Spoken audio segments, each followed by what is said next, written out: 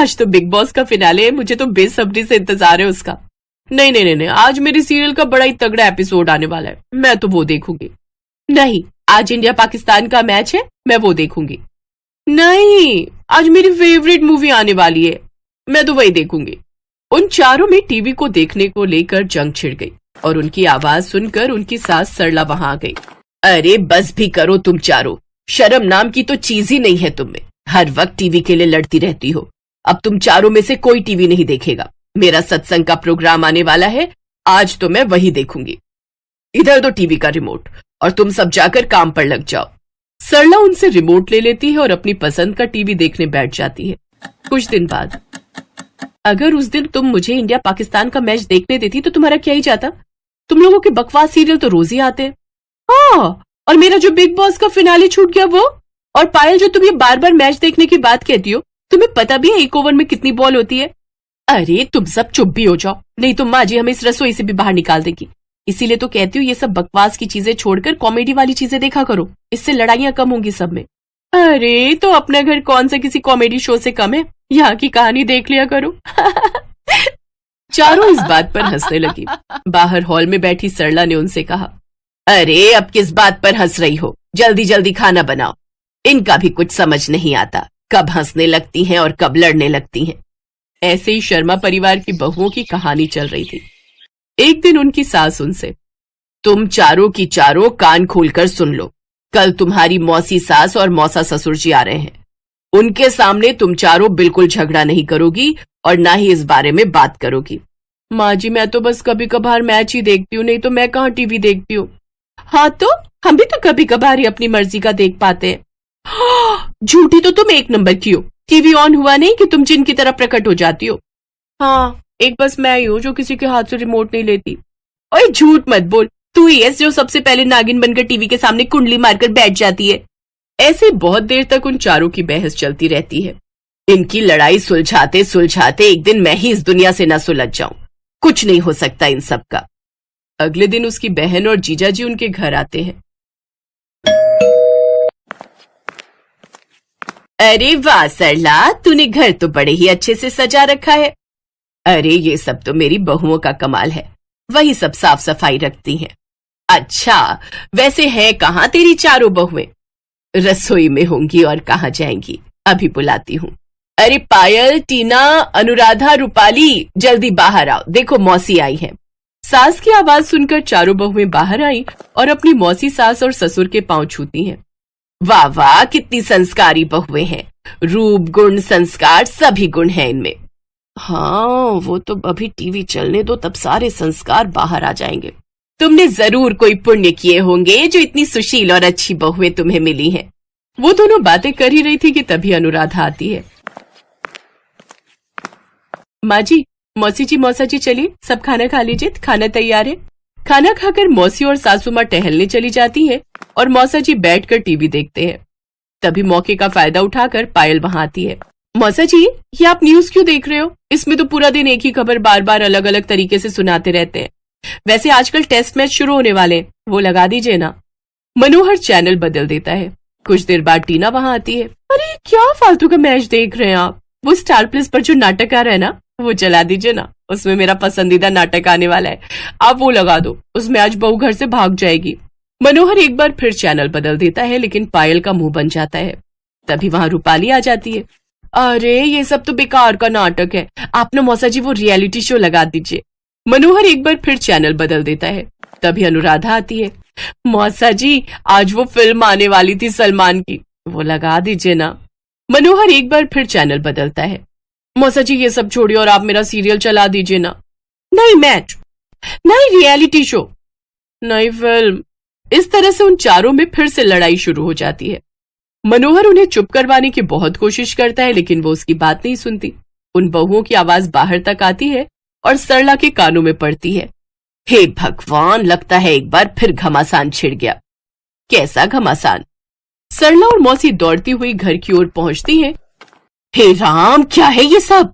यही तो इन चारों की सबसे बड़ी कमजोरी है, ये टीवी। वैसे ये चारों बहुत अच्छी हैं, लेकिन टीवी में अपनी पसंद की चीज देखने के लिए चारों पागल हैं। अरे तो तुम इन चारों के लिए अलग अलग टीवी क्यों नहीं लगवा देती? मेरे बेटे अशोक से कह के मैं 4 टीवी का इंतजाम करवा देती हूँ। तेरा बहुत बहुत शुक्रिया। उसको बोलना बिल साथ में भेजे। बेटों से कहकर अकाउंट में डलवा दूंगी। अगले दिन मौसी मौसा अपने अपने घर चले जाते हैं और इधर अब चारों बहुओं के कमरे में अलग अलग टीवी होता है, लेकिन उन्हें वो टीवी देखने में मजा नहीं आता। वो सभी कुछ न कुछ मिस करती हैं। अगले दिन सरला अपने कमरे में होती है और उसे हॉल से चिल्लाने की आवाज आती है। वो जल्दी से बाहर आती है। अरे अब क्यों लड़ रही हो तुम सब? अब तो तुम सबका अलग अलग टीवी है। नहीं माँ जी, हमें अब अपनी अपनी पसंद का टीवी 20 मिनट से ज्यादा देखने की आदत नहीं है, और बिना झगड़ा किए तो बिल्कुल नहीं। इसीलिए अब हम इसी टीवी पर देखेंगे, लेकिन सबसे पहले मेरी मर्जी का चलेगा। नहीं मेरी नहीं, मैं अपनी पसंद का देखूंगी।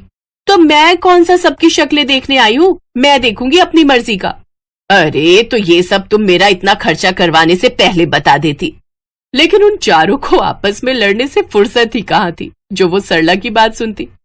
सरला बेचारी एक हाथ में रिमोट और एक हाथ अपने सर पर रखकर सोफे पर बैठ जाती है, और उसकी चारों बहुएं अभी भी लड़ने में लगी हुई थी।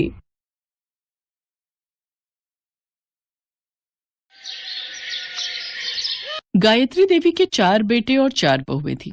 पहले और दूसरे नंबर की बहुएं अमीर खानदान से आई थीं और तीसरे और चौथे नंबर की बहुएं गरीब परिवार की थीं।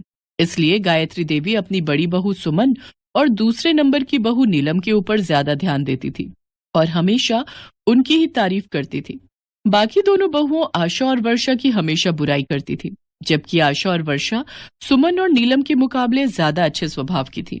गायत्री देवी की चारों बहुएं गर्भवती थीं और घर में आजकल इसी बात को लेकर चर्चा हो रही थी। ये लो सुमन बहू, नीलम बहू, कहाँ हो तुम दोनों? इधर आओ जरा। अरे माँ जी, ये इतने सारे थैले, इनमें क्या ले आई आप? लगता है आप तो पूरा बाजार ही खरीद लाए हो। हाँ, है तो कुछ ऐसा ही। अब मेरी दोनों लाडली बहुएं गर्भवती हैं, सुंदर सुंदर बच्चों को जन्म देने वाली हैं, तो उनका ख्याल मैं नहीं रखूंगी तो और कौन रखेगा? ये देखो, ये रहे देसी घी से भरे हुए डिब्बे, ये रहे बादाम काजू किशमिश के डिब्बे और सभी तरह के फल सब्जियां। और हाँ, तुम दोनों को ये नमकीन वाले बिस्किट और केक भी पसंद है ना, तो मैं दुकान से ये भी खरीद लाई। अब रोजाना पेट भरकर खाया करो। तुम दोनों को अपने खान पान का पूरा ध्यान रखना है। ठीक है माँ जी। वैसे मैंने आपको जो पैसे दिए थे सारे लग गए या फिर कुछ बचे हैं? मतलब ऐसे ही पूछ रही थी कि उन रुपयों से सामान आ गया होगा। अरे आपने तो पैसे खर्च ही नहीं करे, मैंने तो आपको दिए थे, फिर ये सामान? ऐसी सास थोड़ी हूं जो अपनी बहू के पैसे खर्च करवा दूंगी। भले ही तुम अमीर घर से आई हो, पर यहाँ भी मैं तुम्हें किसी चीज की कोई कमी नहीं होने दूंगी। ये पैसे मैंने अपने पास से लिए हैं। वो तुम्हारे ससुर जी की पेंशन आती है ना हर महीने, तो मेरे पास ऐसे ही रखी रहती है। कभी पैसे खर्च करने का मौका ही नहीं मिला, अब मिल रहा है तो भला पीछे कैसे रह सकती हूँ। सचमुच हमारी सासू माँ कितनी अच्छी है ना जेठानी जी। आशा, ओ आशा, वर्षा, कहाँ हो तुम दोनों? कब से बैठी हूँ, एक गिलास पानी का भी नहीं पूछा। पहले ठंडा पानी पिलाओ, फिर उसके बाद हम तीनों के लिए गरम गरम चाय बना देना। माँ जी ये पानी ले लीजिए, चाय वर्षा ला रही है। हाँ ठीक है, अब जाओ, सर पर ही खड़ी रहोगी क्या? माँ जी ये चाय ले लीजिए। कितनी बार कहा है दूध में पत्ती लगाया करो। मेरी दोनों बहुओं को ताकत की चीजों की बहुत जरूरत है, और तुम ये पतली पानी वाली चाय ले आती हो। माँ जी मैंने दूध में ही पत्ती लगाई है। माँ जी शाम के खाने के लिए क्या बनाना है एक बार बता देते। माँ जी आज मेरा ना कढ़ी चावल खाने का बहुत मन है, और मुझे तो पनीर की भुर्जी खानी है माँ जी। तो बस ठीक है, रात के खाने में कढ़ी चावल, देसी घी के पराठे और पनीर की भुर्जी बनेगी। जो मेरी दोनों बहुओं ने कह दिया वही बनेगा। पर माँ जी फली आलू की सब्जी काट कर रखी हुई थी, वर्षा का फलियां खाने का बहुत मन था। नहीं नहीं नहीं माँ जी, मुझे तो फलियों की दुर्गंध आती है, फिर मैं पनीर की भुर्जी नहीं खा पाऊंगी। तू चिंता क्यों करती है नीलम बहू, जब तुमने मना कर दिया तो फलियों की सब्जी इस घर में बिल्कुल भी नहीं बनेगी। आशा वर्षा दोनों कान खोलकर सुन लो, फलियों की सब्जी उठाकर डस्टबिन में फेंक दो। वर्षा रोती हुई रसोई में चली जाती है। आशा उसके पास जाती है और उसे समझाती है। वर्षा, माँ जी की बात का बुरा मत माना करो, तुम्हारा फली आलू खाने का मन है ना, जब सुमन भाभी और नीलम भाभी सो जाएंगी और माँ जी शाम को मंदिर जाएंगी, तब मैं तुम्हारे लिए सब्जी बना दूंगी। आशा भाभी, हमारे साथ ही ऐसा क्यों हो रहा है? हम भी तो प्रेग्नेंट है। माँ जी हम दोनों का ख्याल क्यों नहीं रखती? मुझे पता है हम दोनों गरीब हैं, इसलिए ऐसा है ना। हम सुमन भाभी और नीलम भाभी की तरह पैसे वाले घर से नहीं आए। वर्षा की बातें सुनकर आशा भी रो पड़ती है। कुछ महीने बीत जाते हैं। बहुओं की गोद भराई की रस्म होनी थी। सब उसी की तैयारियों में लगे थे। गायत्री देवी भी सुमन और नीलम की गोद भराई के लिए ज्यादा उत्साहित थी। उन्होंने सुमन और नीलम के लिए बढ़िया बढ़िया कपड़े और गहने मंगवा कर रख लिए थे। पर आशा और वर्षा की तरफ गायत्री देवी का कोई ध्यान ही नहीं था। सब लोग बैंकेट हॉल में फंक्शन के लिए जाने की तैयारी कर रहे थे। तभी सुमन और नीलम गायत्री के पास आती हैं। बोलो ना भाभी, पहले आप बोलो। क्या हुआ सुमन बहू, बोलो क्या है, बोलो क्या कहना है। वैसे जल्दी चलो, फंक्शन के लिए देर हो रही है। सभी रिश्तेदार और मेहमान आ गए होंगे। माँ जी, वो मैं कह रही थी कि इस फंक्शन में आप ना ही जाओ तो हमारे लिए और हमारे आने वाले बच्चे के लिए शुभ रहेगा। वो मेरी मम्मी कह रही थी कि एक विधवा का साया एक गर्भवती सुहागन पर पड़ना अच्छा नहीं होता। माँ जी, ये हमारे भले के लिए है। आप एक विधवा हो और आपका साया हमारे और हमारे आने वाले बच्चों पर पड़ा तो ये शुभ नहीं होगा। इसलिए आप इस फंक्शन में ना ही जाओ तो बेहतर है। आप आज हम दोनों से दूर ही रहना। हम नहीं चाहते कि हमारे आने वाले बच्चे की जान को खतरा हो। सुमन और नीलम की बातों को सुनकर गायत्री देवी को एक धक्का सा लगता है और उनकी आंखों में से आंसू बहने लगते हैं। वो हिम्मत बांधते हुए दोनों को सिर हिलाकर मना कर देती हैं। चलो नीलम, माँ जी हमारी बात को समझ गई हैं। अरे वो बहुत समझदार है। सुमन और नीलम फंक्शन में चली जाती हैं, पर कुछ देर बाद वो देखती हैं कि गायत्री देवी फंक्शन में आ गई हैं। माँ जी, हम आपको मना करके आए थे ना कि आप फंक्शन में मत आना। आपने फिर ऐसी बच्चों वाली हरकत की कि आप नहीं चाहती कि हम और हमारा बच्चा सुरक्षित रहे। तभी आशा और वर्षा आ जाती हैं। सुमन भाभी, नीलम भाभी, माँ जी को हम लाए हैं। माँ जी हमें और हमारे आने वाले बच्चों को आशीर्वाद देंगी। हाँ भाभी, माँ जी का आशीर्वाद हमारे लिए भगवान के आशीर्वाद के समान है। वो भी तो माँ है, उन्होंने भी तो बच्चों को जन्म दिया है। वो भी हमारे होने वाले बच्चों की दादी बनेंगी, इसलिए हमें आशीर्वाद देने का सबसे पहला अधिकार माँ जी का है। चलिए माँ जी, हम दोनों बहुओं को अपना आशीर्वाद दीजिए। हमारी गोद भराई की रस्म आपसे ही शुरू होगी। मुझे माफ कर दो आशा बहू, वर्षा बहू। मैंने हमेशा तुम दोनों के साथ कितना बुरा व्यवहार किया। आज तुम दोनों ने मेरा कितना सम्मान किया है। सुमन और नीलम के लिए मैंने कितना कुछ किया, पर उन्होंने मुझे इस अच्छाई का क्या सिला दिया। भले ही वो अमीर घर से आई है, पर उनका दिल।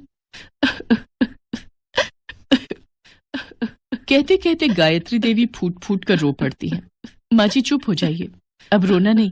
चलिए हम सब मिलकर फंक्शन में एंजॉय करेंगे। गायत्री देवी आशा और वर्षा को अपने गले से लगा लेती हैं। उस दिन से गायत्री देवी आशा और वर्षा को बहुत प्यार करने लगी। वो चारों बहुओं में बराबर ही समानता रखती थी। जिसके हिस्से का काम है उसी को करना है। ये नहीं कि सुमन और नीलम अमीर हैं तो उन पर ज्यादा ध्यान दें, ऐसा कुछ नहीं था। आगे भी चारों बहुओं और चारों बहुओं के बच्चों में भी गायत्री देवी ने समानता रखी। ये देखकर आशा और वर्षा बहु खुश थी।